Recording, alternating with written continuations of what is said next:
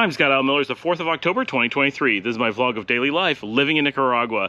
I had some questions come in more or less all at the same time asking about, do you really need a car if you're going to be living here, both short-term and long-term? And if you are here short-term and you are going to use a driver, how do you locate someone? So we're going to talk about that right after the bump.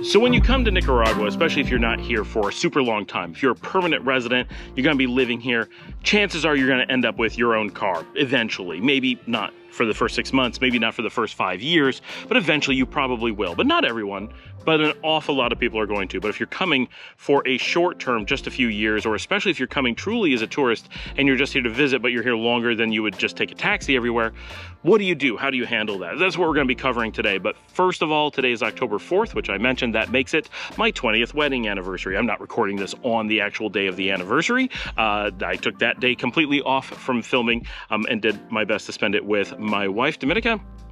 And just for those who are wondering, what did we do for our special day? Nothing big. We've never been big people for celebrating our anniversaries and stuff. We always remember it. We always do something.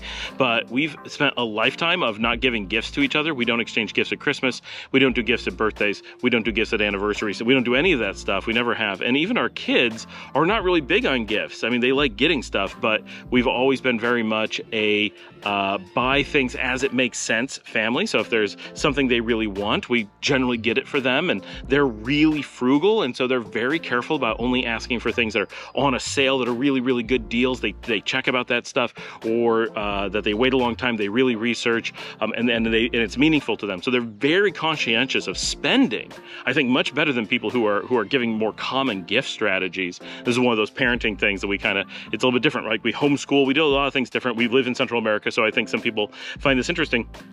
We're really against the forced gift culture. We're very much if something's a good idea and it's something you really want, we're fine with buying things all year long. And really, I get this from my parents, I think. They did Christmas and all that. Like we had those things. We would look forward to getting presents. My parents, my mother looked forward to getting presents and I looked forward to getting presents. I think my dad was kind of like me as an adult, like, whatever, like it's all coming out of my bank account. I might as well just go to the store. But my mom really liked the idea of presents and like giving presents. And obviously as a kid, I like getting stuff. So we did birthdays and Christmas. So they weren't huge. They weren't over the top. And there was always stuff all year long. It was never that should be a Christmas thing. Like it's July. Come on. I'm a kid. 6 months is, a lifetime. That by the time that thing comes around, I will have lost a huge portion of my life that I would have spent with that thing. So they were much more reasonable about that. Of course, in the weeks leading up to Christmas, that would change, but not throughout the year, right? And I think I took a lot of that to heart. And my kids grew up with this we don't do things at the holidays, but we could do right before, right after, like anytime, whenever it makes sense, right? And it might, there are things at Christmas, but because my wife's family is very big on gifts, they have this gift culture at like Christmas, much less on their birthdays, but Christmas is especially really big. If you watch my channel, I have like 84,000 views on, so if you go to my channel and go to the top viewed posts, everything's like top views are Nicaragua, except for number one is the 2019 gift spread at Christmas. And it's worth going to take a quick look. It takes like 30 seconds and it shows what Christmas is like for the family in Houston. Especially 2019 was one of the bigger years. And this video is kind of crazy and it shows what that's like. So my kids have serious gift culture from that, but they get like nothing from us, more or less, at Christmas. It's all about the rest of the year. So because of that, my wife and I don't do anything really big on like anniversaries, but we'll do stuff all year long. Like we don't have to wait for an anniversary to do things. Anyway, that was 3 minutes of explaining that little bit, but So tonight we wanted to go out to a dinner, obviously. So we had a nice date, and we picked one of the fanciest restaurants here in Western Nicaragua. And luckily we live in the big city, right? So about half of the fancy ones are here, and half of the fancy ones are in Chinandega. And so we went to El Convento, which I'm always tempted to call Il Convento because that's the Italian, but it's El Convento, and it is the western edge of El Centro. I mentioned it sometimes on the show. I show it once in a while. We really should do a tour of it. It is a fantastic venue that is an actual convent that was converted to a hotel and restaurant, and so it's got beautiful gardens in the middle. It's like basically a museum inside. Absolutely gorgeous. I've never stayed there. I know lots of people who do, and they swear by it. And it's really reasonably priced for what it is. Like, it's quite a fancy place in general. And you know, it's around about 90 to 110 per night. I don't know the real number. Look it up, but it's reasonable for being a fancy downtown place in this kind of living museum. And anyway, they have Victoria, a restaurant there that has one of the larger salmon menus, possibly the largest salmon menu in Leon and in the region. And it's actually air conditioned, which is super rare. In Chinandega, you'll get that because it's so hot. But here in Leon, there are so few places, and we actually didn't know it was air conditioned. So that was a pleasant surprise. And I like dressed up. I had like full dress shirt on, and I had pants on. Like, I was all out. And it's like not a thing here. And I was glad I did because it was actually cold at dinner. So really good dinner, very good service. It's a really nice place. We're glad we went there. So if anyone is looking for air conditioned in Leon, El Convento's Restaurant Victoria actually has a very nice menu, very good food, and a nice small air-conditioned room where they serve it. They also do cocktails. There are not very many places in town that actually do cocktails. El Convento, I think the bistro near the casino does. I know La Fabrica does a little bit. Sundance does a little. There's a few, but by and large, it's not very much of a thing. So this is one of those places where they actually have a cocktail menu that you can go through. There's limited ingredients here, so it's not going to get crazy, but it is a place where you can expand your drink vocabulary a little bit. All right. On to today's topic. I've chosen an absolutely terrible place to do the show today because I don't know if you can tell in the video, but this is all like actually mud. I don't know when it rained, but everything is wet and there's like standing water in front of me, and the mosquitoes are crazy because I'm in the woods. Like, I'm not that far outside the city, but this is not a great place to be recording when it's wet, that's for sure. All right, so I don't know why Google, or YouTube, I guess, by Google, lost the username on this, but the user said, all my transportation needs are met with an ATV, an electric kayak, and soon an electric trike that I will keep in town next to the beach. Sail to town and hop on the trike. Obviously, this doesn't apply to everyone, but he's solving his problem creatively. Besides all the hassle of owning a car, they are expensive. On the occasion of leaving the coast, taxis are more than economical. Whatever you do, let someone else drive your car. He tells a story of someone who had something bad happen. I have never been inconvenienced by not having had a car. I have a trailer for the ATV. I can build a house with an ATV and a trailer. And the good part is the ATV can go almost anywhere. I'll never buy another car. Okay, so in this particular example, his lifestyle, living on the coast, applies to not the majority of people, but the point is kind of reasonable. There's lots of ways to get around here. You don't have all of the limitations that you're used to in the United States or Canada or whatever, where you really have to have your own car to be able to do anything. You can use ATVs, you can use scooters, you can use electric vehicles, you can do a lot of things. Now, if you live in small coastal towns, you have a lot more flexibility. If you live here in Leon, like I do, you're pretty limited. You're not allowed to own a tuk-tuk and drive it around here without special licensing, and they're very hard to get because they're not allowed in town for commercial reasons. Getting an electric bike here can be a little bit of a hassle. Like some of those things that are very easy in other markets, that you'd be like, oh, I'm just going to get one of those one-wheel deals, or I'm going to get a Segway. Well, good luck getting those here. They don't sell those in the region, but things like that potentially exist, or you could bring them in, or be creative and think about ATVs or side-by-sides or whatever, right? People really do use those things a little bit. Honestly, we see very little of that outside of the remote southern beaches. In the southern Rivas beaches, you get that foreigners on the ATV like thing. And up here, while it exists, it is extremely rare, and people really don't appreciate those on the beach or on the road. They're very dangerous. People tend to drive them very fast and recklessly. So you have to be careful where you are and whether the police are going to be okay with that. But there's definitely parts of the countries where you're going to see that a lot, like the surfer beaches outside of San Juan del Sur. You're going to find that they're very common and it's just accepted. That's what people do to get around, and a lot of times they're on like super dirt roads, so it really makes sense. Like cars would be very difficult and expensive. ATVs are very simple and just practical. If you're up here in Leon on the beaches, that they're not practical, right? Because they don't go fast enough for the nice paved roads, and they tend to make you go really fast through dangerous parts of town. Like the way that they accelerate is not good for the type of traffic that's down there. So it's a very tight area with very good roads in general. ATVs don't tend to make a lot of sense because you're not in a wilderness area. You're connected by paved roads everywhere, but so it varies. But with a little bit of creativity, you can certainly solve a lot of problems.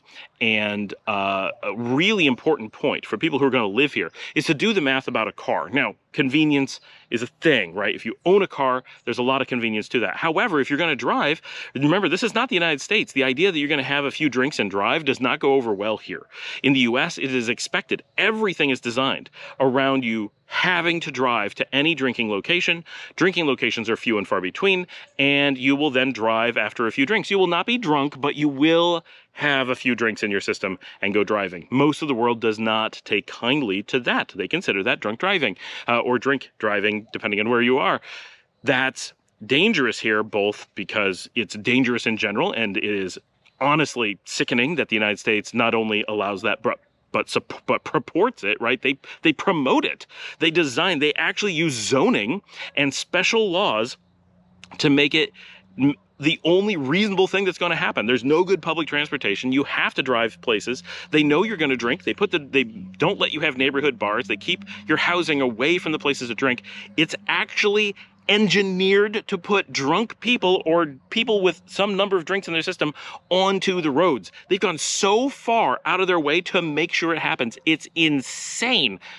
I don't know anywhere else that does that, right? So here, there's always local bars. You can always get places. There's always public transportation. And basically the whole world can say the same thing, right? There's almost nowhere in the world where you would need to get behind the wheel of a car to go get a drink. Now, that said, you may travel to a place to get a drink, right? Well, I'm going out to a fancy dinner. That restaurant's a little ways away. I want to go to a specific restaurant, whatever. I don't want to go to my neighborhood bar and just have a beer. I want to go to a cool place and have a cocktail. Maybe go out dancing. Like, that's not available locally, or not a big place.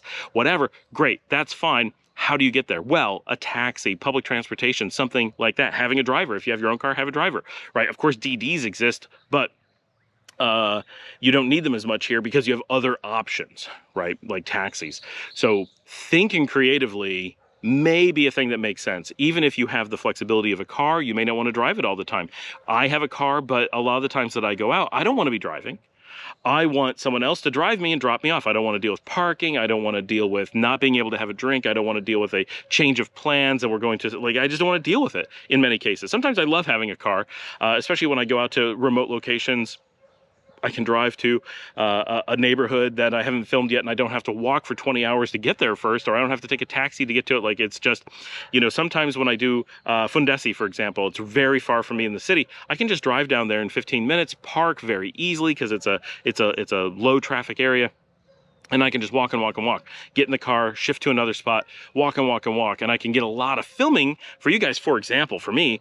And having a car makes that a lot easier. And I have a place to store if I need to change cameras, if I need to keep backup batteries, I don't have to carry them all in my pockets all the time for a day of filming. So I really enjoy having a car for those reasons, and you will potentially have different reasons, but similar, that having a car may be really beneficial for you. But for an awful lot of people, it's important to just do the financial calculations. A lot of people who are moving down, anywhere in Central America, but especially Nicaragua, tend to be on a little bit of a budget at least. So looking at your total budget and not making assumptions that you simply have to have a vehicle can be important, and here's why. If you actually break down the cost of owning a car, you have, of course, the car payment to make. You then have all your oil changes and other maintenance items, which can be quite a bit. You have a tendency towards small, low-speed accidents here. The United States or Canada, you tend to have very few accidents, and when you have them, they tend to be at very high speed. You predict them differently. Here, just getting bumped around is a normal thing, and sometimes those bumps take out a headlight, for example. So needing to do minor repairs like mirrors and headlights are things that come up more often than other places. The amount of just stupid crap going on in the road is really high. It just is, and it's a negative, but it's not the end of the world, and luckily it's very rarely life-threatening. It's just really inconvenient. So whether it's you bump somebody or you got some damage or whatever, you have this cost that you have to add into a car, and then you have all the inconveniences or whatever, and of course fuel. You have to add all those things up, and if you're going to be paying an interest on the car, all those things. And of course, if your car is going to be sitting idle a lot of the time, you're still paying many of those things. You still have to change the oil every so often. You still have to keep the fuel up to date, even if it's not very, it's not very much, but you can't just let it sit forever. And of course, you're still making car payments or insurance payments or all those things keep on going whether you drive or not. So they're not very economical if you're not using it. If you're using it all the time, then it racks up price. What we found early on was that it really made sense for us not to have a car. Having just calling a taxi to take us places made life really easy. We would just always call a taxi, and we did the math, and for a long time with a little bit of effort, of course, right? We wouldn't just jump in the taxi thoughtlessly. It was all about, asking, is anyone else going into town? Can we coordinate a trip? We put some effort into it, but it made it that our taxis were very cheap. And since then, the price of taxis has gone up a little bit. Inflation has hit since then, and the cost of fuel has gone up. So there's some things that have made that a slightly different factor than it was back then, but the point remains that we had lived on the beach and we were coming into the city on a regular basis. Every bit of shopping, we came in with a taxi. Every time we went to Managua to do some shopping, we did so with a taxi. And those would be big expenses. But when we added them up, they weren't as big as buying a car was. Now, we're investors and we're very busy with a lot of projects, and I do the filming, and so a lot of factors have changed for us. Plus, we're a family of 5, and we have the dogs, and we have a lot of staff who uses the vehicles. Like, literally, we have staff who drives the car sometimes. We do have staff to drive us places. So owning a car for us is very different than for the average person, but this may or may not apply to you. But the point is, you should really sit down and do the math, and before you even consider investing in a car, you should have a taxi taking you around for months at very least, because there's no risk to it, right? If your car would have cost you $400 a month and you end up spending $500 on taxis, well, that's unfortunate, but you have only lost $100 and you may have protected yourself against tens of thousands.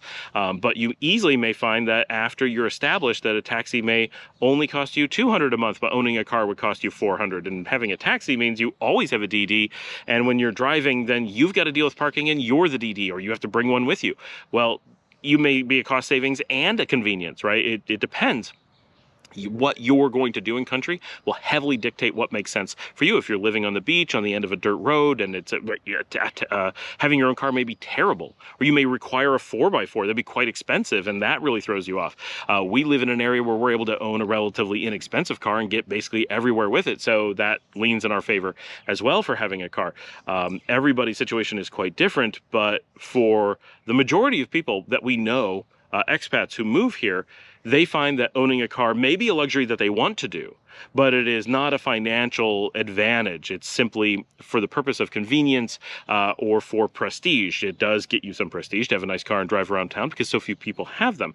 But financially, it probably doesn't end up making sense unless you have a business that's requiring you to do that. You have an extremely large family that taking a taxi would be a problem. You have some specialty thing that requires constantly moving things or taking large numbers of people or whatever. Or you're really looking to go around the country all the time and need some flexibility, which I do. I do a bit of traveling around the country, and having a car means it's really easy for me to get out and film in remote locations, stop by places that buses don't stop, go to places where it's very difficult to coordinate, take random people with us and not have to worry about how they're all going to coordinate with buses. There are reasons that having a car can be beneficial, but I really do hesitate to say you should get a car until you've really done a lot of work. You really want to ensure that you know what your driving or riding patterns are going to be like, what that real cost is like, because you can do a budget and say, what was my month with a taxi?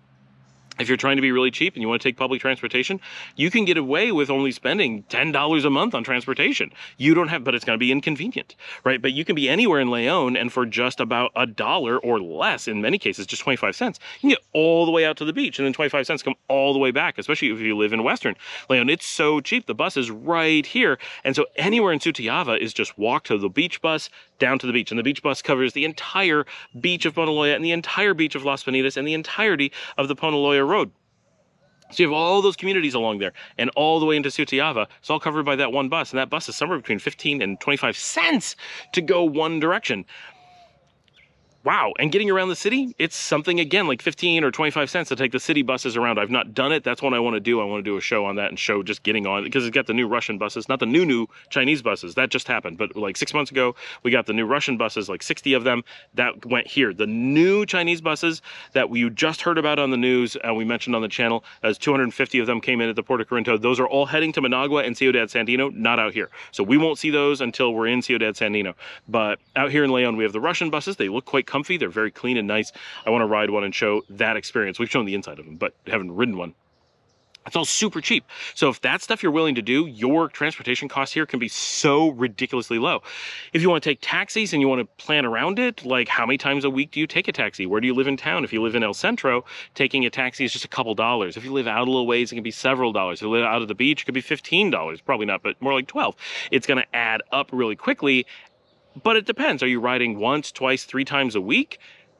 Do the math, see how much it comes out to. If it's less than owning a car, think very carefully, what are the advantages to you of owning a car? What are the advantages of taking the taxi? Because the moment you don't need to go anywhere, the moment you're traveling, the moment you're just staying home, those taxi costs drop to zero, or essentially. But owning a car is going to stay expensive. So you lose a lot of flexibility in that sense. A lot of financial flexibility is lost by owning a car. A lot of mobility is lost by having to take a taxi. Because I can take a taxi almost anywhere, but the cost is going to get really high once I have to leave the city. But as long as I'm just going around town, so it really depends on what you want to do.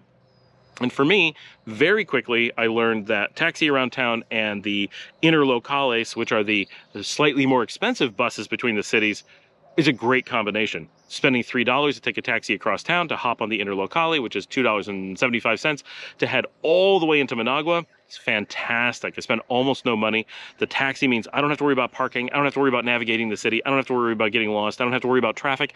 I don't have to worry about accidents. And that's one of the biggest things. And that's what our user was mentioning in the part I didn't read, that if you have an accident here, sure, if it's not your fault, people have horror stories that they're going to hold you accountable anyway. I don't believe that that is true. It could be. I'm not telling you it isn't true. I'm saying that I've never actually heard of anyone having an accident where they weren't actually at fault and were blamed for it, right? If you actually cause an accident, you're actually going to be in trouble, just like anywhere. But if you don't cause the accident, I've seen people who have been hit by people, and those people flee because they would be in trouble, right?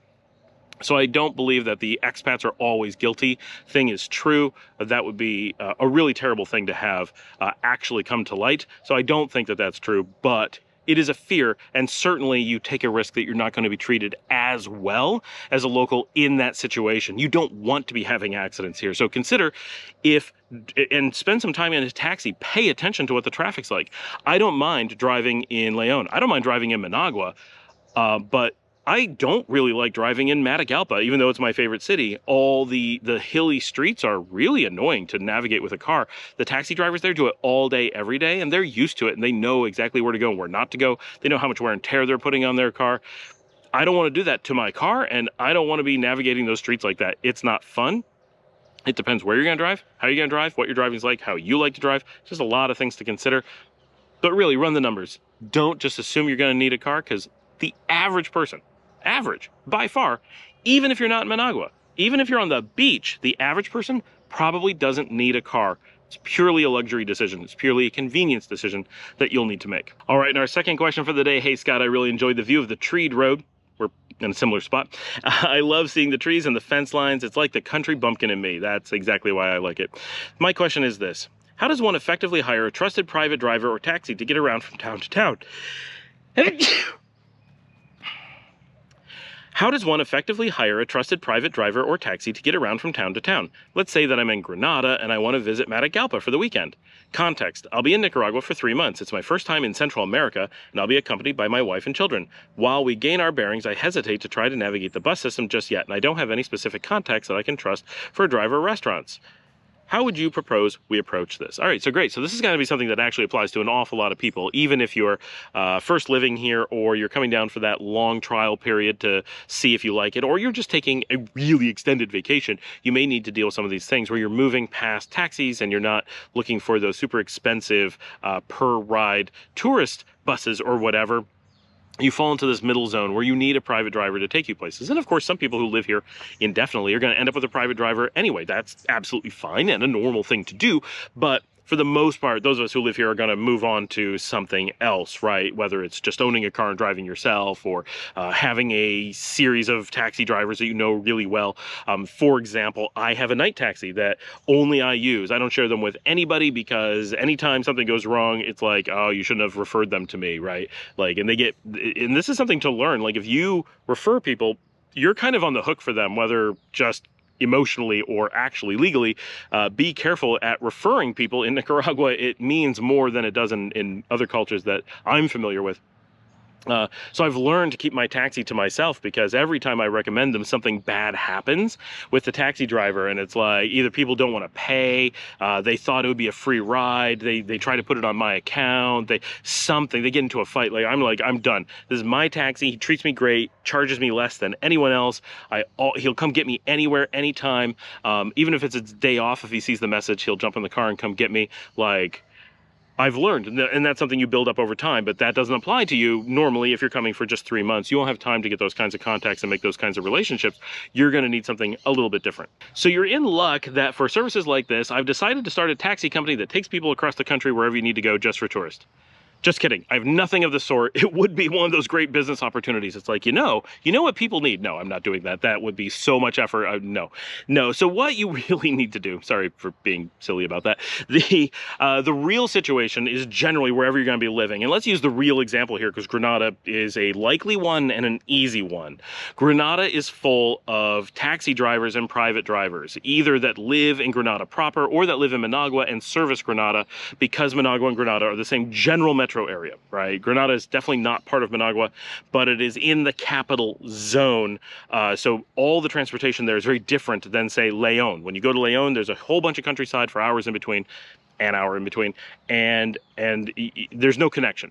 Right? It's far away buses, it's far away anything, and but when you're in Granada, you're talking about, like, the main street in Granada is the main street in Messiah, is the main street in Managua. You can just drive this one road straight back and forth. Granada's on the airport side. You can go from Granada directly to the airport, no big deal. The buses that run between there are bigger, slower buses. They are not the high-speed overland buses that we take, or shuttles that they take out here to Leon. They're slower, giant buses that seat twice as many people, and they just slowly shuttle up and down the main road really quickly. Really quickly.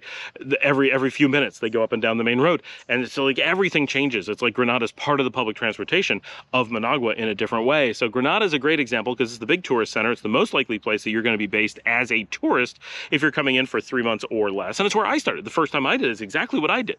I lived right there in Granada.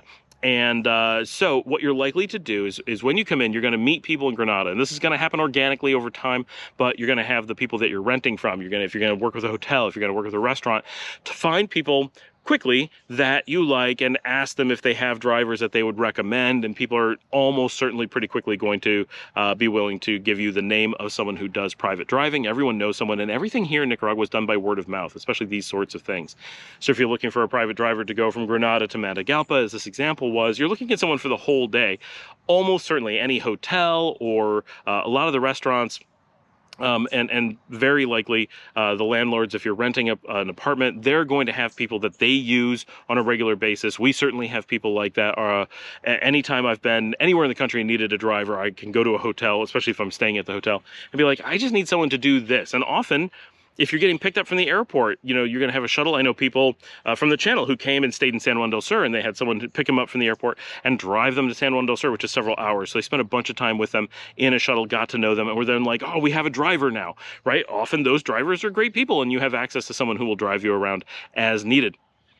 So because that's a big business here, because there's lots of people out there hustling, trying to get that business as private drivers, you should be able to find that kind of organically through your contact network in Granada. There's no central listing. There's no magic to it. You can't just go on Facebook to, like, the taxi marketplace and grab somebody.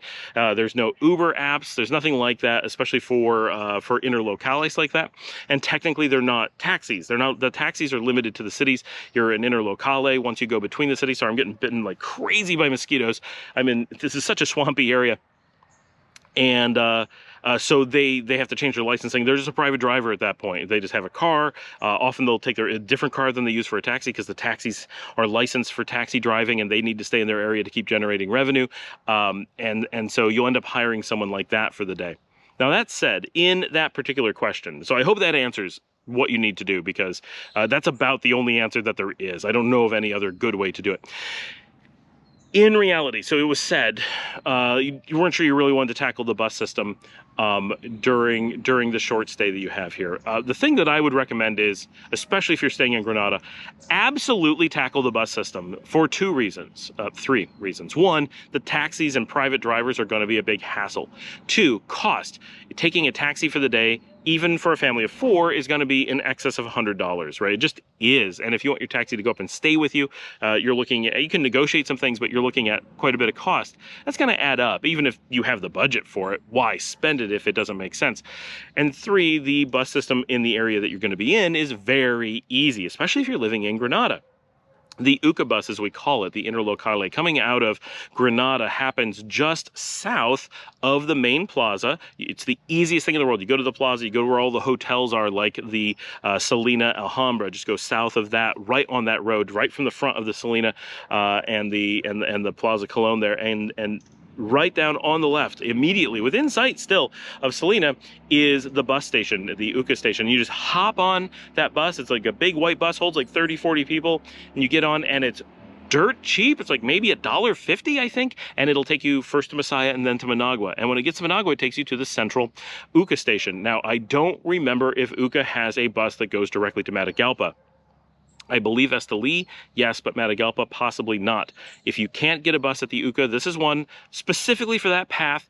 Ask a question sometime in the future about, let's figure out that exact path, but there's always a bus from Managua. Managua is the hub, so because Granada to Managua is so quick, cheap, and easy, you actually are in a really good position to take the buses, whether it's the big buses or the small interlocales, to get out to the other cities. Now, if you're going to be bouncing around in complex ways, well, I want to go León to Matagalpa. I want to go Matagalpa to Rivas. Well, it starts getting, yes, you can do that for sure, but it starts getting complicated. But if you're just going Granada, Managua, because Managua's in the way to everything from Granada, to Matagalpa, that's so easy. I would do the bus every time.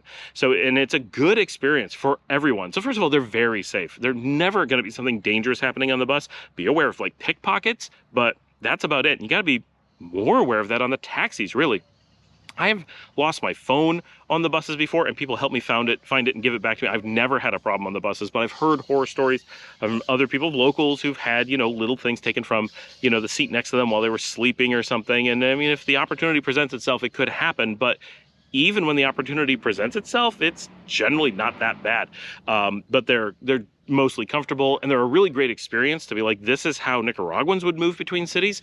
And they're pretty quick and efficient. You can do it easily, and you end up in a easy to deal with part of town. Then, of course, when you arrive in Matagalpa, for example, you just grab a taxi and head to your hotel or whatever. I think that's a lesson I wish I would have learned when I lived here previously, although I don't know if the bus system was as good back then. It probably was.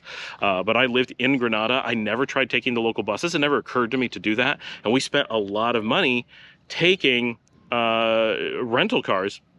We never did private drivers, and we did rental cars and went everywhere. It was very stressful for me because I didn't drive often. It was just driving, I would go weeks and then drive under really stressful conditions and then be done, and in a rental car that I wasn't familiar with.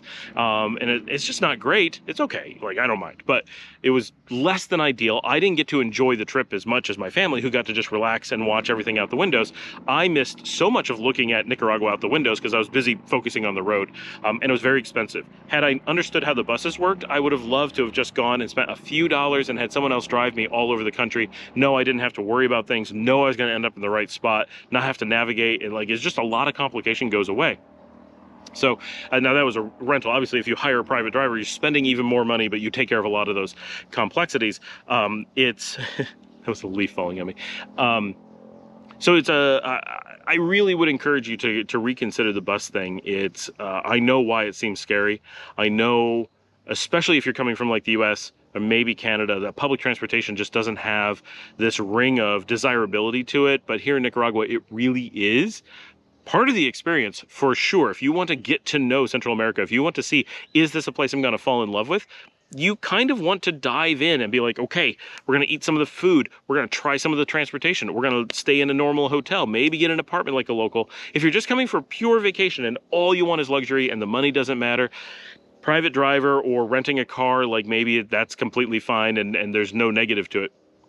just a little bit of effort. But if in any way you're looking for that Central American experience, you want to have a better understanding of the culture, you want to save money, or you're considering living here and you want to have a better context for understanding the world around you, then I think taking the buses will be fantastic for you because, you know, I know people who are on my channel take the buses literally daily, right? To cross the country to different sites, to film, to do different types of work, whatever. The idea that you would just hop on a bus and go is so ingrained that like the idea that we would be hesitant to do it would never occur to someone. They're like, but it's the easiest, cheapest thing. Why would you ever not do that? And if you're like, well, I can get you a taxi to take you somewhere, they'll be like, what? Why? Like, I'll just take the bus. It's like free, right? It's a completely different mindset. So worth considering. Thanks for joining me. Like and subscribe. As always, please share on social media. Watch another episode. Like that episode, let it run in the background, tell your friends, let people know. If you'd like to support the channel, you can buy me a coffee at buymeacoffee.com/Scott Allen Miller. I really appreciate everyone who does that. And I will see all of you tomorrow.